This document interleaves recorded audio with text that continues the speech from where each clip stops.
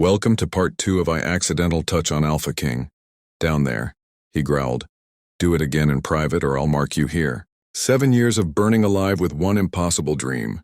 To be the one who makes the unbreakable king finally break. One night. One accidental brush of your fingers and down there. One deep guttural command that stops your breath. Do that again in private or I'll mark you right here. He doesn't wait for permission. He claims you against cold stone walls. He marks you under the full moon with the entire pack watching. He fights wars, betrays councils, defies death itself, just to keep you and the silver-eyed daughter you gave him. But now, the seers of an ancient kingdom have seen her power awaken. They want her. They've given you 5 days to surrender her, or they'll take her by force. So tell me, would you ride straight into enemy territory with the man you love, your newborn daughter strapped to his chest, knowing the prophecy says she could either save the world or end it? Before we continue, please kindly tell us where you are watching from, and don't forget to hit the subscribe button, because every day we have amazing stories that will make your day. Chapter 1. The First Breath. The moon still ruled the sky when the first true contraction ripped through Lyra. She gasped, doubling forward in the ancient circle, one hand flying to her rounded belly, the other clutching Cassian's arm so hard her nails drew blood. The pack's triumphant howls faltered into stunned silence as they registered the shift in the air, joy curdling into fear. Cassian caught her before her knees buckled. His golden eyes widened, pupils blown with sudden terror. Lyra. It's coming, she breathed, voice tight. Now. The world narrowed to heartbeat and pain. The pack surged forward in a wave of fur and flesh, midwives shifting back to human form, healers shoving through the crowd, guards forming a living wall around them. Cassian lifted her in one fluid motion, cradling her against his chest as though she were glass and storm at once. Royal Wing now, he barked. The command cracked like thunder. They moved as one organism, torchlight bouncing off snow, boots pounding stone, howls rising again in urgent rhythm to clear the path. Lyra buried her face in Cassian's neck, breathing his scent of pine and smoke and blood from the battle. Each step jolted pain through her, but his arms never wavered. The great doors of the keep flew open. Servants scattered. Healers waited in the royal chambers. Bedsheets already stripped and fresh linens piled. Herbs burning in braziers. Water steaming in copper basins. Cassian laid her on the wide bed with a gentleness that belied the tremor in his hands. He knelt beside her, never releasing her hand. I'm here, he said, voice rough as splintered wood. Every second, another contraction rolled in, deeper, fiercer. Lyra bit back a cry, squeezing his fingers until bones ground together. Sweat beaded on her brow. She looked up at him through the haze, his face pale, eyes wild, the mighty Lycan king reduced to raw helplessness. The head midwife, an older woman named Mara with silver-streaked braids, pressed warm hands to Lyra's belly. Too early, she murmured. But the pup is strong. The moon wants this child born tonight. Cassian's growl vibrated through the room. Then help her. Hours blurred. Pain came in waves. Relentless. Merciless. Lyra clung to Cassian's arm, nails carving half-moons into his skin. He whispered to her between contractions, promises, memories, nonsense, anything to tether her to him. You're the strongest thing I've ever known, he said against her temple during a brief respite. You fought for us when I couldn't. Fight now. She managed a shaky laugh that dissolved into a whimper. You're terrified. I've never been more afraid in my life, he admitted, voice cracking. Not on battlefields, not when the council tried to take you. This is worse. She cupped his cheek with trembling fingers. Then stay with me. I'm not going anywhere. The night deepened. Torches guttered. The moon tracked across the high windows, spilling silver over the bed. Mara worked with quiet efficiency, cool cloths, murmured encouragement, hands steady where everyone else's shook. When the final push came, it was primal. Lyra arched, a sound tearing from her throat that was half scream, half howl. Cassian held her upright, arms locked around her, forehead pressed to hers, breathing with her, every inhale, every exhale. Then a cry, small, fierce, alive. The room stilled. Mara lifted the tiny squirming bundle, slick and perfect, and placed it on Lyra's chest. A girl. Dark hair already curling at the ends, skin flushed red. Eyes, when they opened, storm gray ringed in molten gold. Cassian stared, frozen. Lyra looked down at their daughter, tears streaming freely now. "Look," she whispered. "She has your eyes." He reached out, slow, reverent, and brushed one trembling finger along the baby's cheek. The pup turned her head toward his touch, tiny mouth rooting, and let out a soft, demanding sound. Cassian's breath shuddered out. He sank to his knees beside the bed, forehead dropping to Lyra's shoulder, shoulders shaking with silent sobs. "She's here," he whispered. "She's here." Lyra cradled their daughter closer, exhaustion and joy crashing together until she could barely breathe. "What will we name her?" Cassian lifted his head, his voice was thick. "Elowen, for the moonflower that blooms in winter, like her mother." "Elowen," Lyra repeated, tasting the name. The pup blinked up at them both, tiny fist waving, and something inside Lyra settled. Deep, permanent, unbreakable. For one perfect heartbeat, the world was safe. Then the doors burst open. A guard, blood on his face, sword drawn, staggered in. "Sire, assassins. In the lower halls. They're coming for the child." Cassian was on his feet in an instant, body shielding the bed, claws fully extended. His growl shook the stone walls. The victory of birth had lasted mere minutes. Now the real war began. Chapter 2. The first howl. The royal chambers had become a fortress in minutes. Cassian stood at the foot of the bed, claws still extended, body angled like a shield between Lyra, Elowen, and the bloodied guard who had burst in. The pup, tiny, perfect, let out a soft, confused whimper against Lyra's chest, sensing the shift in the air before anyone else. "Speak," Cassian ordered, voice low and lethal. "How many?" "3 confirmed dead in the lower halls," the guard panted, pressing a hand to a gash across his ribs. "2 more wounded. They carried black thorn daggers. 1 escaped, slipped into the servant tunnels. We're sealing every exit." Cassian's growl vibrated through the stone. "Find him now, bring me his head." The guard bowed and vanished. Lyra shifted Elowen higher, tucking the blanket tighter around her daughter's small form. The baby's storm-gray eyes blinked up at her, unfocused but alert, as though she already understood danger.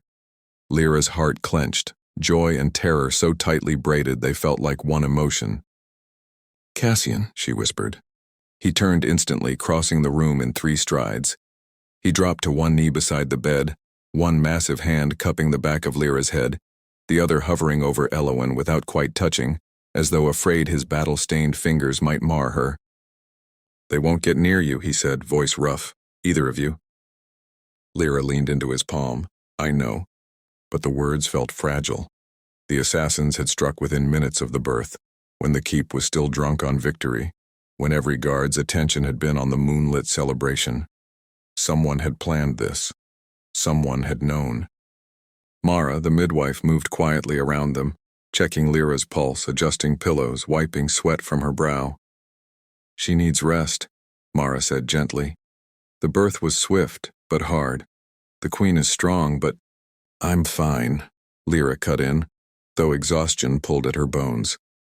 She looked down at Elowen, whose tiny fist had curled around Lyra's finger. "She's here. That's all that matters." Cassian's eyes softened, just for a heartbeat, before the king mask slipped back into place. He pressed a kiss to Lyra's temple, lingering there, breathing her in.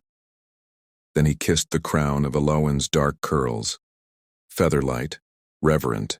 "You're both safe," he murmured against their hair. "I swear it on the moon." He rose, turning to the door where 2 fresh guards had appeared. "Triple the watch. No one enters without my direct order. Not elders, not healers, only Mara." They nodded and took positions outside. Silence fell, broken only by Elowen's soft, rhythmic breathing and the crackle of the hearth. Cassian returned to the bed, shedding his blood-streaked tunic and boots before sliding in beside them. He gathered Lyra and Elowen carefully against his chest, one arm around Lyra's shoulders, the other cradling the pup between them. Skin to skin, heartbeat to heartbeat, Lyra rested her head on his shoulder, watching their daughter's face in the firelight. "She's so small," she whispered. "How can something so small feel like the entire world?" "Because she is." Cassian's voice was thick. He traced one finger along Elowen's cheek. "I never thought I'd have this. A family. A reason to wake that wasn't just duty. Lyra tilted her head to look at him. Tears shimmered in his golden eyes, unashamed, unguarded. "You're crying," she said softly. "I'm terrified," he admitted. "I've faced armies, traitors, poison, but this—" He swallowed hard. "This is different. She's different. If anything happens to her—" "It won't." Lyra lifted her hand to his cheek, brushing away the single tear that had escaped. "We protect her. Together." He turned his face into her palm, pressing a kiss there, then another to her wrist, then to the corner of her mouth, slow, achingly tender. "I love you," he whispered against her lips. "Both of you. More than the crown, more than the pack, more than anything I've ever known." Lyra kissed him back, soft, lingering, tasting salt and relief. When they parted, Elowen stirred, letting out a tiny, demanding sound that was almost a growl. Cassian laughed, quiet, broken, beautiful, already bossy, like her mother. They stayed like that for what felt like hours, wrapped in each other, watching their daughter breathe, memorizing every flutter of lashes, every tiny sigh. The fire burned low. The moon began its slow descent. Then the door opened again, not with force this time, quiet, deliberate. Elder Rowan stepped inside alone, hands clasped before him, expression grave. Cassian tensed, arm tightening around Lyra and Elowen. "You were told no one enters." "I come alone," Rowan said. "No guards, no counsel, only truth." Lyra felt Cassian's body coil like a spring. She placed a steadying hand on his chest. "Let him speak." Rowan bowed slightly. "The assassins carried a message. We found it on the one we killed."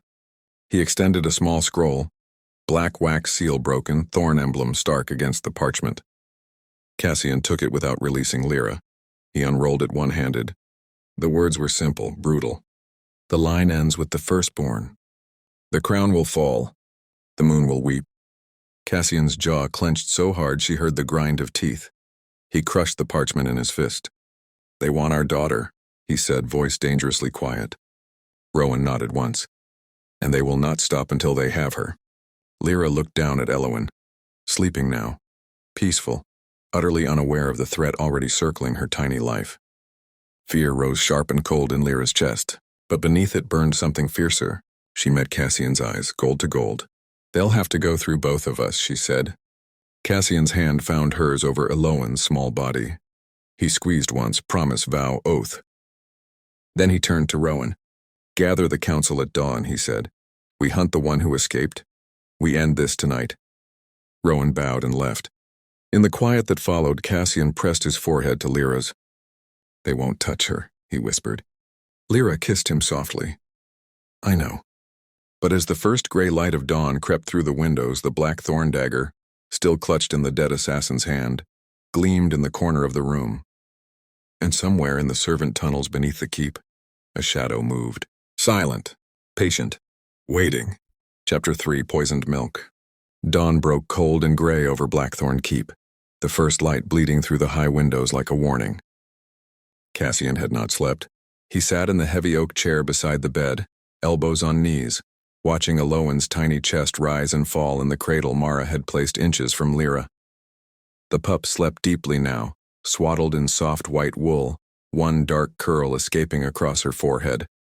Lyra dozed fitfully beside her, exhaustion finally claiming her after the birth, one hand resting protectively over the edge of the cradle even in sleep. Cassian's eyes never left them. Every breath Elowen took felt like a small victory. Every flutter of her lashes reminded him how fragile that victory was. A soft knock at the door, 3 measured taps. Mara entered carrying a silver tray, warm milk in a crystal vial, a fresh cloth, and a small bowl of healing herbs.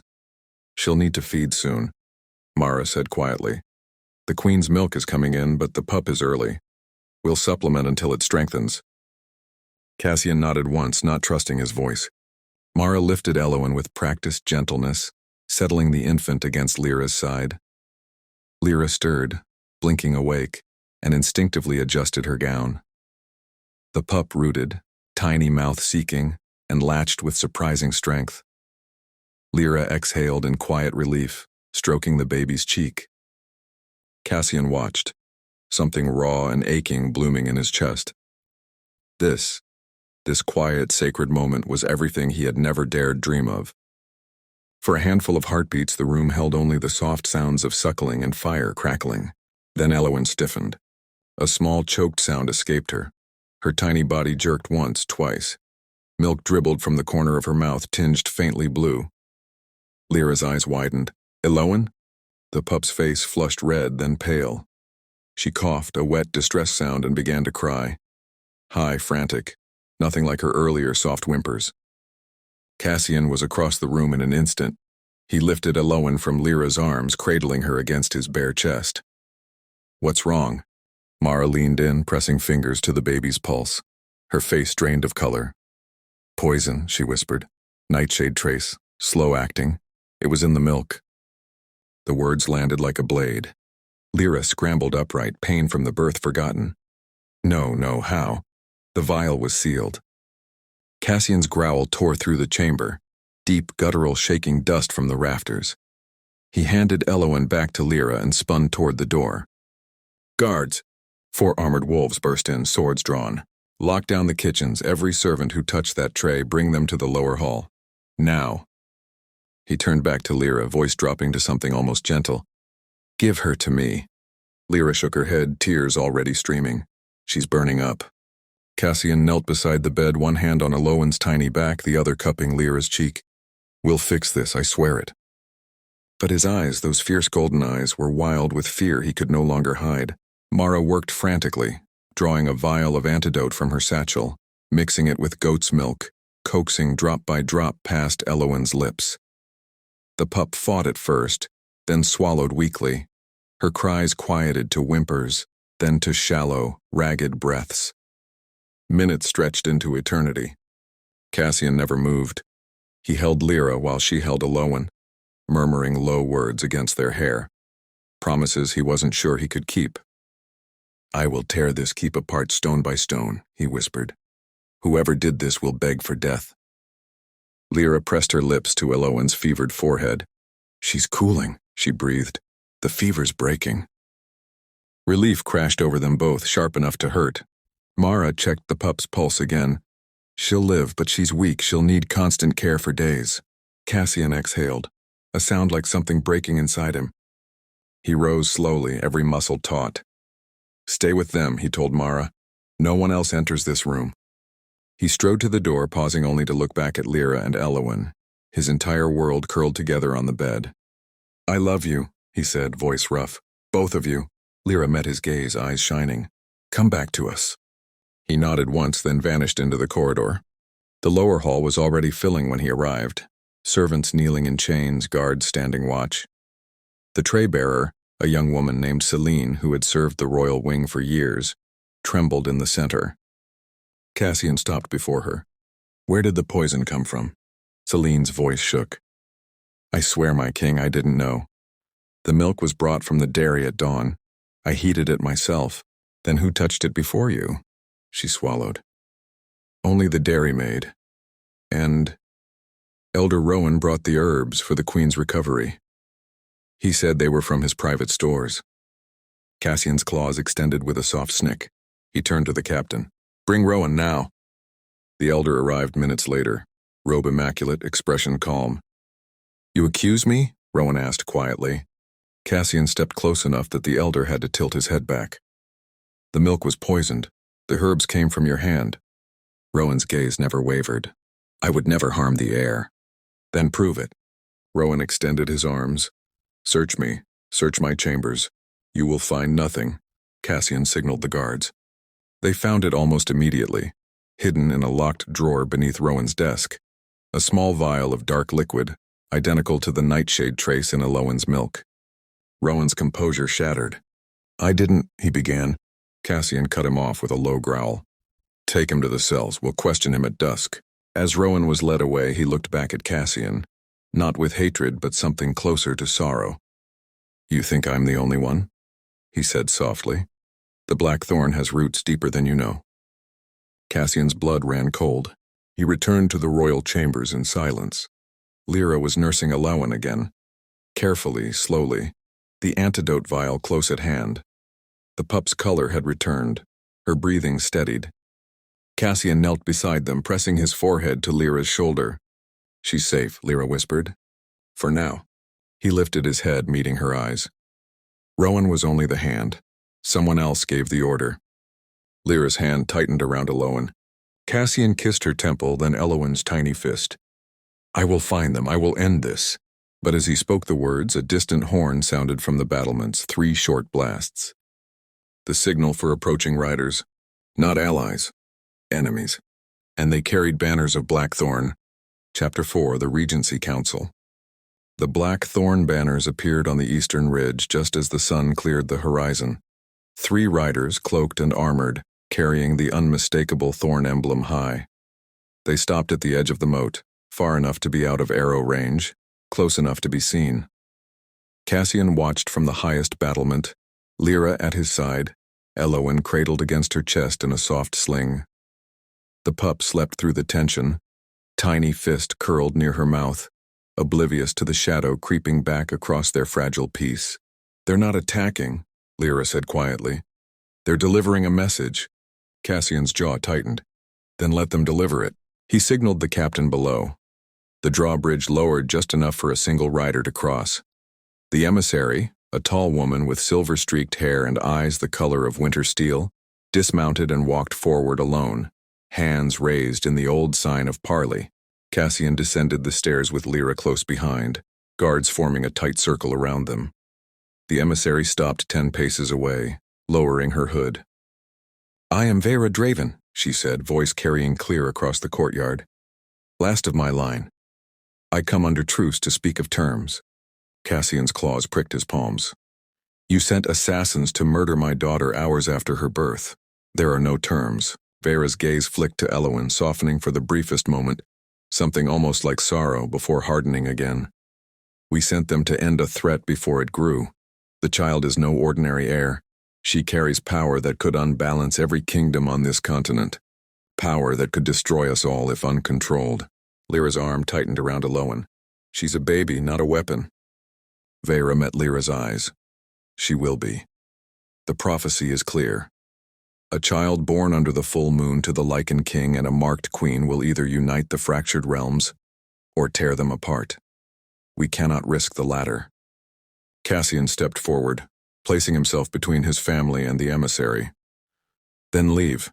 Take your threats and go. The next time you cross our borders, you die." Vera did not flinch. "We will leave when you agree to the Regency Council." Silence fell, sharp and cold. "The Regency Council?" Lyra echoed. "A temporary ruling body," Vera said. 3 elders from neutral pacts, 3 from Draven allies, and 3 from your own council. They will govern until the child is of age to prove her intentions. The king and queen will step back. No war, no bloodshed, only time." Cassian laughed, low, bitter. "You want me to surrender my throne to strangers because you fear my daughter?" "We want to prevent another war like the one that killed my family 12 years ago," Vera replied. "The one your father started." The words struck like claws. Cassian's body went rigid. Lyra felt the tremor run through him, the old wound, the guilt he had never fully spoken of. Vera continued. "The council will convene in 7 days at the neutral ground of Silver Hollow. If you refuse, the banners you see now will become an army by week's end."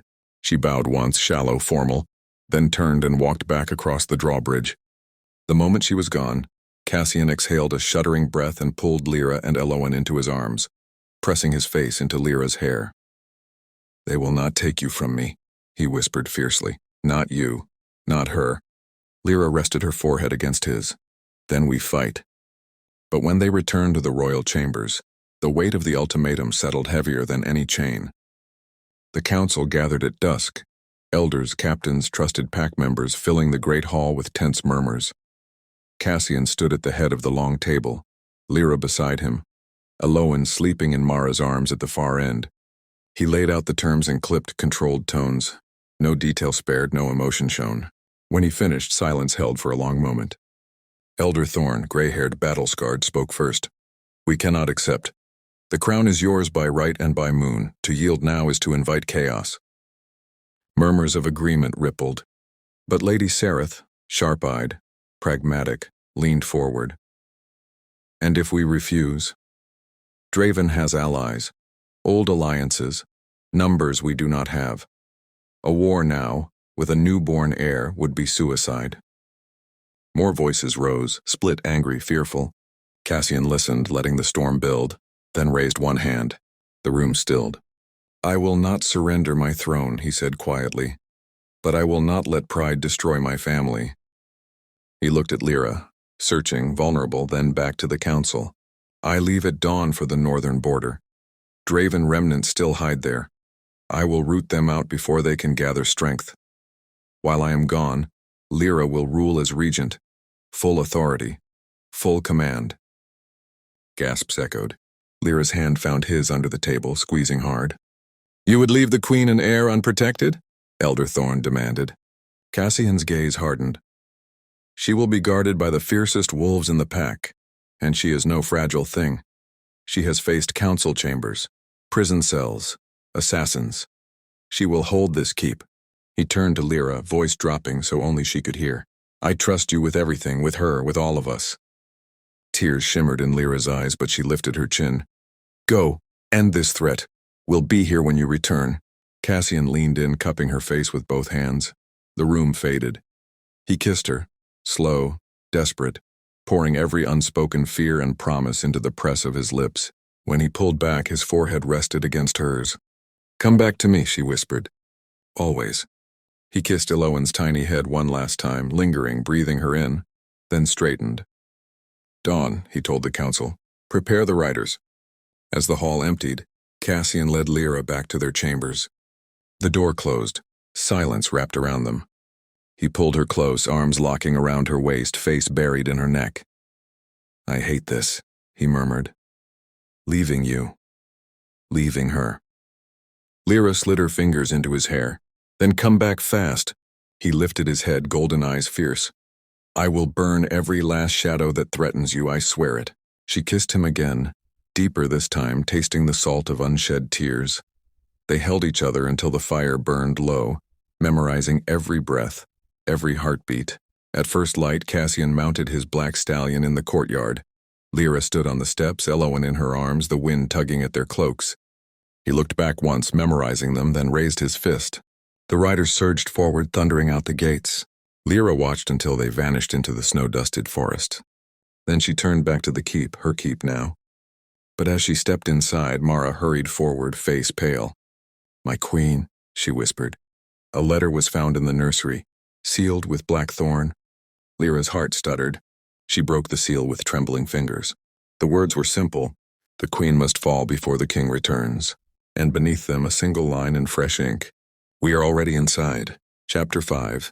Queen in chains. The letter burned in Lyra's hand like a live coal. She stood in the empty nursery, moonlight slicing through the narrow window and falling across Eloan's cradle. The pup slept on, tiny chest rising and falling in perfect rhythm, unaware of the threat that had just slipped inside their walls. Lyra's fingers trembled as she reread the words. We are already inside. She forced her breathing to steady.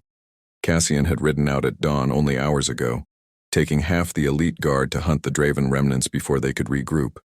The keep was hers to command now, hers to defend. She folded the parchment and tucked it into the bodice of her gown, close to her heart. No panic. Not yet. Panic was a luxury she could not afford. She moved silently to the door and cracked it open. 2 guards snapped to attention, loyal wolves handpicked by Cassian before he left. Summon the inner council, she said quietly. My chambers now and double the watch on the nursery. No one enters without my word. They bowed and vanished down the corridor. Within minutes, the key figures assembled. Captain Thorn, the battle-hardened second in command, Mara the midwife, Lady Sareth, the pragmatic elder who had spoken for caution in the hall, and 3 trusted pack lieutenants. Lyra stood before them, Eloan cradled in one arm, the blackthorn letter held in the other. She did not raise her voice. I am regent in the king's absence, she began, and I will not pretend to be anything else, but I will not rule from fear. She held up the letter. This was found in the nursery. The assassins who failed yesterday have not retreated. They have infiltrated. Someone inside these walls wants me dead before Cassian returns.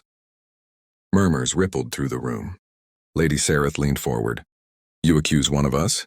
I accuse no one yet, Lyra said calmly. But I will find the truth. Until then, the keep is on lockdown. No one enters or leaves without my seal. Every servant, every guard, questioned. Every supply line checked. Captain Thorne nodded. I'll start with the kitchens and the servant tunnels. We'll find the breach. Lyra met his eyes. Do it quietly. If they sense us closing in, they'll act faster. Mara stepped closer, voice soft. The child? Lyra looked down at Elowen, sleeping peacefully, tiny fist curled near her cheek. She stays with me, always. The council dispersed to their tasks. Lyra returned to the royal chambers, barring the door behind her. She laid Elowen in the cradle and sat beside it, watching her daughter breathe. Hours passed. The keep grew unnaturally quiet. Footsteps echoed in distant halls. Torches flickered lower. Near midnight, a soft knock. Lyra opened the door a crack. Lady Sareth stood outside, face pale. My queen, you must come to the Great Hall, now. Lyra's stomach tightened. She lifted Elowen, wrapped her in the thickest cloak, and followed. The Great Hall was lit only by the central hearth. Waiting there were the remaining elders, 6 of them, led by Elder Thorne, the one who had questioned Cassian's decision to leave. They stood in a loose semicircle, expressions grave. Lyra entered with Elowen in her arms. The doors closed behind her with a heavy thud. Elder Thorne spoke first. We have conferred. The threat is too great. The queen cannot rule alone while the king is absent. The child is too vulnerable. We invoke the regency clause. Lyra's blood turned cold. The regency clause requires the king's absence to be permanent or confirmed death. Elder Thorne lifted his chin. We have received word. Riders returned from the northern border. The king's party was ambushed. No survivors. The words struck like a blade between the ribs. Lyra's knees nearly buckled. She clutched Elowen tighter. You lie, she whispered. We have proof. Thorne extended a bloodied strip of black cloak, Cassian's cloak, torn and stained crimson. Lyra stared at it. The scent of pine and smoke clung faintly to the fabric. Her vision tunneled. Then rage, white-hot blinding, flooded through her. You bring me a piece of cloth and expect me to believe my mate is dead? Her voice rose, steady despite the tremor in her limbs. You bring me this while Cassian is out there fighting for us? Elder Thorne's expression did not waver. The council has voted. Until the king's fate is confirmed, power passes to the elders. You and the child will be placed under protection in the East Tower. Protection. The same tower where she had once been caged. Lyra took one step back. You will not touch her. Guards, 6 of them, moved forward from the shadows, not her guards, Thorne's. Lyra's heart slammed against her ribs. She looked down at Elowen, still sleeping, trusting, and made the only choice left. She bolted. She spun and ran. Through the side door the servants used, down the narrow corridor, Elowen clutched to her chest. Shouts erupted behind her. Boots pounded stone. She knew these passages. She had learned them during her imprisonment, every twist, every hidden stair. She fled upward toward the royal wing, toward the one place she might hold long enough for help to come. But the keep was no longer hers. Doors slammed shut ahead of her. Guards appeared at every turn. She reached the royal chambers, barred from the inside now. Trapped, she backed against the wall, Elowen crying softly against her shoulder. The corridor filled with armored figures. Elder Thorne stepped forward, face almost regretful. Yield, my queen, he said. It is for the good of the pack. Lyra lifted her chin, tears burning her eyes. You forget, she said, voice steady despite everything. I am no longer just a queen. She pressed her lips to Elowen's forehead. I am a mother. The guards closed in. Hands reached for Elowen. Lyra fought, clawing, kicking, screaming, until they pried the pup from her arms. Elowen's wail pierced the air. They dragged Lyra away, back to the East Tower, the same cold cell she had once known. The door slammed shut. She sank to the stone floor, empty arms wrapped around herself, listening to her daughter's distant cries fade down the corridor. In the silence that followed, Lyra made one vow, quiet, fierce, unbreakable. They had taken her child. They had taken her freedom. But they had not taken her will. And Cassian, wherever he was, would return. When he did, the keep would burn. Chapter 6, The Long Night. The East Tower cell had not changed. Same cold stone walls, same silver-laced bars on the narrow window, same hollow echo when the door slammed shut. Lyra sat on the thin pallet, knees drawn to her chest, empty arms wrapped around herself. The silence was worse than screams. Elowen's cries had faded down the corridor hours ago, taken to some safe chamber under Elder Thorn's guard, and now there was only the distant drip of water somewhere in the wall, steady as a heartbeat she could no longer hear. She had fought until they pried her daughter away. She had screamed until her throat was raw, and now she waited, because Cassian was dead. The bloodied cloak fragment had been real. The scent of pine and smoke had been his. The riders had seen the ambush. No survivors. The mate bond still thrummed faintly in her chest, a thin silver thread that refused to snap. But she told herself it was only wishful thinking. Wishful thinking had kept her alive in this tower once before. It would not save her now. She stared at the barred window. Dawn had come and gone. Night had fallen again. The moon was new, thin, barely visible, offering no light, no judgment, no mercy. Hours blurred. She did not eat the food they slid under the door. She did not drink the water. She simply waited for the moment they would come to finish what the letter promised. The queen must fall. When the lock finally clicked near midnight, she did not flinch. The door opened slowly. A shadowed figure stepped inside, tall, cloaked, hood drawn low. Lyra rose to her feet, back against the wall, ready to fight with whatever strength remained. Then the figure lifted his head. Golden eyes caught the faint torchlight from the corridor. Cassian. For a heartbeat, the world stopped. He looked like a ghost. Face gaunt, hair matted with dirt and blood, cloak torn, left arm held stiff against his side. Fresh scars crossed his cheek. His breathing was ragged, as though every inhale cost him. He stared at her, eyes wide, disbelieving, shattered. Lyra, he whispered. She moved before she could think. She crossed the cell in 3 strides and crashed into him, arms locking around his neck, face buried in his chest. He caught her, staggering back a step, then wrapped himself around her like he would never let go again. She felt the tremor in his body, heard the broken sound that escaped his throat. "You're alive," she choked out. "They said—" "I know what they said." His voice cracked. "I heard the horns when I was still miles away. I rode through the night. I thought—" He buried his face in her hair, inhaling her scent like a drowning man. "I thought I'd lost you both." She pulled back just enough to look at him. Tears streamed down his face, unashamed, unstoppable. "They took her," she whispered. "Elowen. They took her from me." Cassian's eyes flashed pure gold, fury, grief, and something feral rising beneath the surface. "Where?" "The royal nursery, under Thorn's guard. They said you were dead. They said the council had voted." He cupped her face in both hands, thumbs brushing away her tears. "I am not dead, and they will pay for every second they kept you here." He kissed her then, hard, desperate, tasting of salt and blood and relief. She kissed him back with everything she had left. Fear, rage, love, until they were both shaking. When they broke apart, he rested his forehead against hers. "I'm here," he said. "We're getting her back tonight." He pulled away just enough to assess the cell. The silver bars glinted mockingly in the torchlight. "I'll tear them down if I have to," he growled. Lyra shook her head. "They'll be waiting. They expect you to come for me first. They'll use Elowen as bait." Cassian's jaw clenched. "Then we don't give them time to think." He moved to the door, pressing his ear to the wood. Silence beyond. He turned back to her. "There are 2 guards in the corridor, loyal to Thorn. I took out the ones at the base of the tower. We move fast, quiet, straight to the nursery." Lyra nodded. He pulled a small key from his cloak, lifted from one of the dead guards, and unlocked the cell door. They slipped into the corridor like shadows. The 2 guards never saw them coming.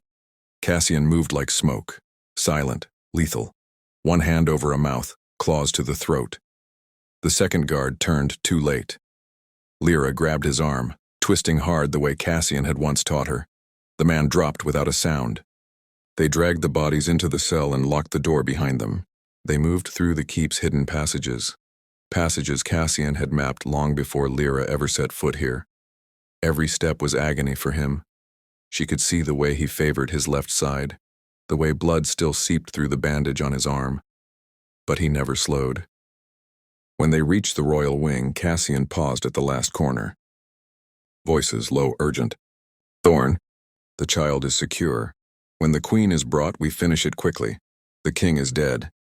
The pack will accept the council's rule once the threat is gone." Lyra's blood turned to ice. Cassian's hand found hers. Squeezed once, promise, strength, love. He stepped around the corner. Thorn and 4 guards stood outside the nursery door. They froze. Cassian's growl filled the corridor. Low, lethal, promising death. Thorn's eyes widened. "You're supposed to be dead," Cassian finished, voice deadly soft. "Surprise." He lunged. The fight was brutal, fast, merciless. Cassian fought like a storm, claws rending armor, fangs bared, every movement fueled by the terror of almost losing everything. Lyra stayed back, heart hammering, watching her mate become the beast he had once tried so hard to chain. When the last guard fell, Thorn stood alone, sword raised. Cassian disarmed him in one brutal twist. Thorn dropped to his knees. "Where is my daughter?" Cassian asked, voice low and terrifying. Thorn lifted his chin. "Safe for now." Cassian's claws hovered at the elder's throat. Then the nursery door opened. Mara stood there, Elowen in her arms, eyes wide. "She's safe," Mara whispered. "I never trusted them. I kept her hidden." Lyra ran forward, tears streaming as she took her daughter back. Elowen stirred, tiny hand reaching, and let out a soft, sleepy sound. Cassian dropped Thorn and crossed to them in 2 strides. He wrapped his arms around both Lyra and Elowen, burying his face against them. "I'm here," he breathed. "I'm here." But as he held them, Mara's voice cut through the quiet. "My king, there's more." She stepped aside. Inside the nursery on the cradle lay a single black thorn dagger, and beneath it, another note. This time the ink was still wet. "The child lives tonight, but the bond will break tomorrow." Cassian lifted the parchment, eyes blazing. "They're not done," he said, and somewhere in the keep a door creaked open in the dark. Chapter 7. Blood of the Moon. The nursery still smelled of milk and fear. Cassian stood in the doorway, claws retracting slowly as the last guard's body was dragged away. Blood streaked the stone floor, dark, already drying, but the cradle was untouched. Elowen lay inside it, cheeks flushed from crying, tiny hands waving in distress. Lyra scooped her up before the infant could fully wake, pressing her daughter's face to her neck, shushing her with soft, broken murmurs. Cassian crossed the room in 3 strides and wrapped them both in his arms. His body trembled, not from exhaustion, but from the raw edge of relief and rage still warring inside him. He buried his face against Lyra's hair, inhaling deeply. "They're gone," he whispered, "for now." Lyra nodded against his chest, but her voice came out small. "The note. The bond will break tomorrow." Cassian pulled back just enough to meet her eyes. His were still pure gold, wolf close to the surface. "They're bluffing, trying to fracture us before they strike again." But the words lacked conviction. Even he could feel the faint tremor in the mate bond, like a silver thread pulled too tight. Mara appeared in the doorway, face pale but steady. "The keep is secure, the traitors are dead, Thorn is in chains below." Cassian gave a curt nod. "Double the watch. No one moves alone, not even elders." Mara hesitated. "There's something else. The child. She's been restless since the fight. Feverish again. But it's different this time." Lyra's arms tightened around Elowen. "What do you mean?" Mara stepped closer, lowering her voice. Her eyes. When she cries hard, they flash. Not just gold like her father's. Pure silver. Like moonlight trapped in glass. Cassian and Lyra looked down at their daughter in unison. Elowen had quieted in Lyra's hold, but her breathing was shallow, rapid. Tiny beads of sweat glistened on her forehead. As if sensing their attention, she stirred. Her small face scrunched in discomfort. Then her eyes opened. For a heartbeat, they were the familiar storm gray ringed in gold. Then they shifted. The gold bled away completely, leaving only molten silver, bright, otherworldly, glowing faintly in the dim room. A soft sound escaped her, half whimper, half growl, and her little body shimmered, not fully shifting, no fur, no bones cracking, but a ripple passed over her skin like moonlight on water. Tiny claws, soft, retractable, pushed from her fingertips, then vanished. Her ears elongated for a fraction of a second, then rounded again. The room went still. Cassian's breath caught. Lyra stared, heart hammering so hard she could feel it in her throat. Elowen blinked once, twice. The silver faded. Her eyes returned to normal. She let out a tiny, tired sigh and nestled closer to Lyra's warmth as though nothing had happened. Mara exhaled shakily. She's more than hybrid. She's something ancient. The prophecy spoke of a child who would carry the full power of the moon itself. Not just wolf, not just human, something between. Cassian's hand hovered over Elowen's head, trembling. She's 3 months old, and already shifting, Mara said quietly. Even partially, that's unheard of. Lyra looked up at Cassian, eyes shining with a mixture of wonder and terror. What does this mean for her? Cassian swallowed. It means she's powerful, dangerous, and every enemy we have will want her, either to control her or destroy her before she grows into that power. He knelt slowly, bringing his face level with Elowen's. The pup turned toward him, tiny hand reaching out to touch his scarred cheek. When her fingers brushed his skin, a faint silver glow pulsed between them, brief, warm, like moonlight kissing stone. Cassian's breath shuddered out. She knows me, he whispered. Lyra knelt beside him, tears slipping down her cheeks. She knows us both. They stayed like that, foreheads touching over their daughter's small body, breathing the same air, sharing the same trembling silence. Joy and fear braided so tightly they could not be separated. The keep was quiet for the first time in days. Guards patrolled the halls. Traitors' bodies were burned in the courtyard. Thorn waited in chains below, interrogation set for dawn. But in the royal chambers, Cassian and Lyra did not sleep. They sat on the wide bed, Elowen between them. Every time she stirred, they watched, waiting, half expecting another flash of silver, another ripple of power. Cassian traced idle patterns on Lyra's back. We can't hide her forever, he said softly. The pack will see. Word will spread. Lyra nodded. Then we show them she's ours, that she's not a weapon, she's our daughter. Cassian pressed his lips to her temple. And if they fear her? Then they fear us, she answered fiercely, because we will protect her, always. He kissed her then, slow, reverent, tasting of salt and promise. She kissed him back, hands framing his face, anchoring him. When they parted, Elowen let out a soft sound, almost a contented purr. Cassian smiled, small, broken, beautiful. She's perfect, he whispered. Lyra rested her head on his shoulder. She's ours. The night deepened. Outside, the moon rose thin and silver, watching over the keep like a silent guardian. Inside, a family clung to each other in the dark, fragile, fierce, unbroken. Until a distant horn sounded. Not warning, summons. A rider had arrived at the gates, alone, carrying a sealed scroll. The messenger was ushered to the great hall under heavy guard. Cassian and Lyra arrived moments later. Elowen cradled in Lyra's arms, Cassian's hand on the small of her back. The rider bowed low. The scroll bore no seal, only a single line of black ink. The child of the moon is claimed by the kingdom of Vale. Surrender her by the next full moon, or we take her by force. And beneath it, in smaller script, we have seen her silver eyes. The prophecy begins. Cassian crushed the parchment in his fist. Lyra's grip on Elowen tightened until her knuckles whitened. The war had not ended. It had only changed shape. And the next full moon was in 28 days. Chapter 8, Old Enemies, New Faces.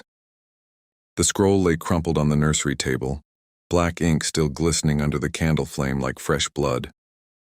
Cassian stared at it, claws digging into the wood until splinters rose around his fingers.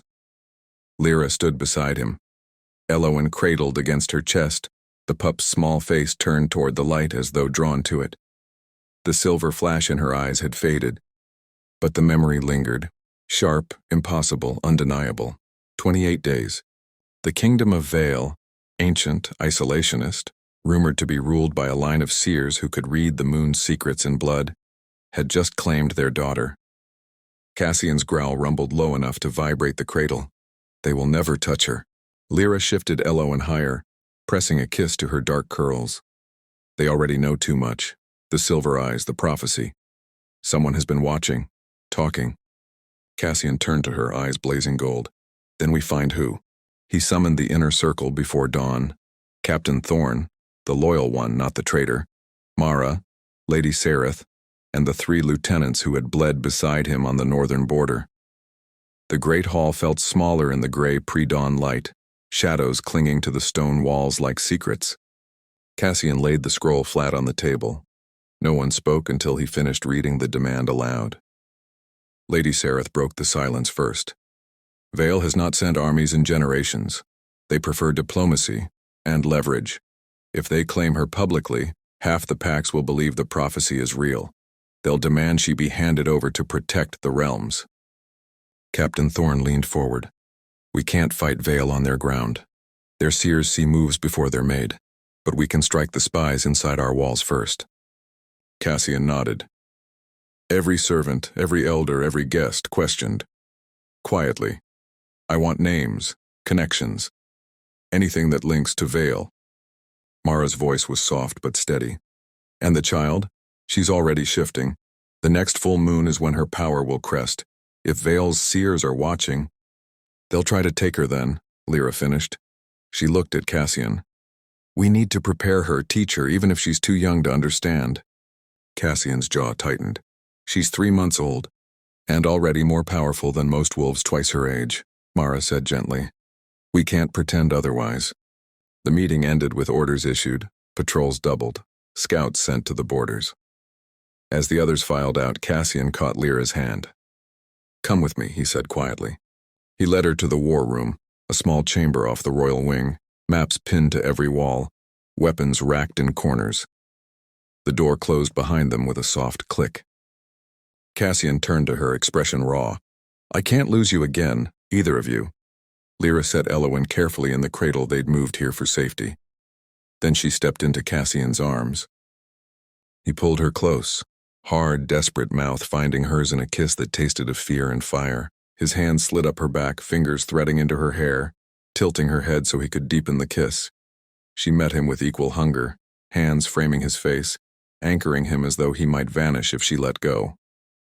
When they broke apart, both breathing hard, he rested his forehead against hers. I need you, he whispered. Now, here, before the world takes everything.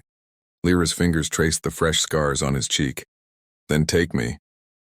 He lifted her onto the edge of the map table, careful, reverent, hands sliding under her gown to grip her thighs. She wrapped her legs around his waist, pulling him closer, their breaths mingling in the quiet room. His mouth moved down her neck, teeth grazing the mating mark he had given her under the full moon months ago. She arched into him, fingers digging into his shoulders. They moved together, slow at first, then desperate, every touch a reminder that they were still here, still alive, still theirs. When release came, it was quiet, shuddering, shared, sacred. Cassian buried his face in her neck, holding her like she was the only thing keeping him from breaking. I love you, he breathed against her skin. More than the crown, more than the pack, more than anything. Lyra cupped his face, kissing him softly. We come back to this, always. They stayed like that, wrapped in each other, hearts slowing, until Elowen stirred in the cradle with a soft cry. Lyra smiled against Cassian's shoulder. She's hungry. Cassian kissed her once more, lingering, then stepped back, helping her adjust her gown. He lifted Elowen gently, cradling her against his chest as Lyra settled beside him. The pup latched immediately, small hand curling around Cassian's finger. For a moment, the war felt far away. Then the door opened. Captain Thorn entered, face grim. My king, queen, we found the spy. He stepped aside. A young servant girl, barely 18, stood in chains, eyes wide with terror. She had served the royal nursery for months. Thorn held up a small silver pendant, engraved with the Vale crest. She confessed under questioning, Thorn said. She was sending messages through carrier birds. The last one went out at dusk. Vale knows the child's power has awakened. They're coming sooner than we thought. Cassian's arms tightened around Elowen. Lyra stood slowly, every line of her body rigid. How soon? She asked. The girl's voice trembled. The next new moon, 5 days. Cassian looked at Lyra, gold eyes burning. We don't have 28 days, he said. We have 5. And somewhere beyond the keep walls, in the shadowed forests of Vale, an army began to march. Chapter 9, The Sacrifice. The war room had become a tomb of maps and half-burned candles. Cassian stood over the central table, palms flat against the parchment, shoulders rigid as stone. The black ink of Vale's demand stared back at him like a wound that refused to close. 5 days. 5 days until the new moon, when their daughter's power would crest, when Vale's seers would see clearest, when the border would be most vulnerable. Lyra sat in the chair beside him, Elowen asleep in the crook of her arm. The pup's breathing was soft, steady, but even in sleep her tiny fingers flexed, as though already reaching for something only she could see. The inner circle had dispersed hours ago. Scouts sent, defenses tripled, Thorn and the lieutenants preparing for siege. Now only the 3 of them remained. Cassian spoke without looking up. "I will go to Vale." Lyra's head snapped toward him. "No." He lifted his gaze then, gold eyes steady, haunted. "They want the child, but they'll settle for leverage. If I offer myself in exchange, they'll release their claim. No war, no blood on our doorstep." Lyra rose slowly, careful not to wake Elowen. "You would leave us? Again? I would save you." His voice cracked on the last word. "I've already almost lost you twice. I won't risk a third time. Not with her power awakening. Not when they've seen her eyes." Lyra stepped closer, free hand pressing to his chest, over the heart that beat only for them. "You are not a bargaining chip," she said quietly. "You are our king, our mate, her father." Cassian covered her hand with his own. "And I am the reason they want her. My blood, my crown, my past. If I go, they have what they need to control the prophecy without touching either of you." Tears shimmered in Lyra's eyes, but she refused to let them fall. "And when they kill you? When they use your death to break the bond and claim her anyway?" Cassian's thumb brushed her cheek. "They won't. Vale's seers are bound by their own laws. They cannot kill a king who comes in peace. They can only hold him until the child is old enough to choose her path." 5 years, Lyra whispered. "Or 10, or 20. You would spend the rest of your life in their cage so we can live free?" Cassian leaned his forehead against hers. "I would spend eternity in a cage if it meant you and Elowen could walk under the moon without fear." The room felt suddenly too small, too quiet. Lyra closed her eyes, breathing him in. Pine, smoke, blood, home. Then she opened them again, fierce and steady. "No," she said, "we go together." Cassian pulled back slightly, searching her face. "Lyra, I am not asking." Her voice was steel wrapped in velvet. "I am telling you. We ride to Vale together. We face their seers together. We protect her together. If they want the prophecy, they will see it whole, not fractured, not half-given." Cassian's throat worked. "It's too dangerous, the journey alone. Then we make it safe." She lifted Elowen higher, letting the pup's small hand brush Cassian's chest. "She needs both of us. Not a ghost, not a memory. Both." He stared at their daughter, at the tiny fingers curling around his tunic, at the soft rise and fall of her breathing, and something inside him cracked open. He sank to his knees before them, pressing his forehead to Lyra's stomach, then to Elowen's tiny feet. "I'm afraid," he admitted, voice raw. "I've never been more afraid in my life." Lyra knelt with him, balancing Elowen between them. "Then be afraid with me." She kissed him, slow, deep, tasting of salt and promise.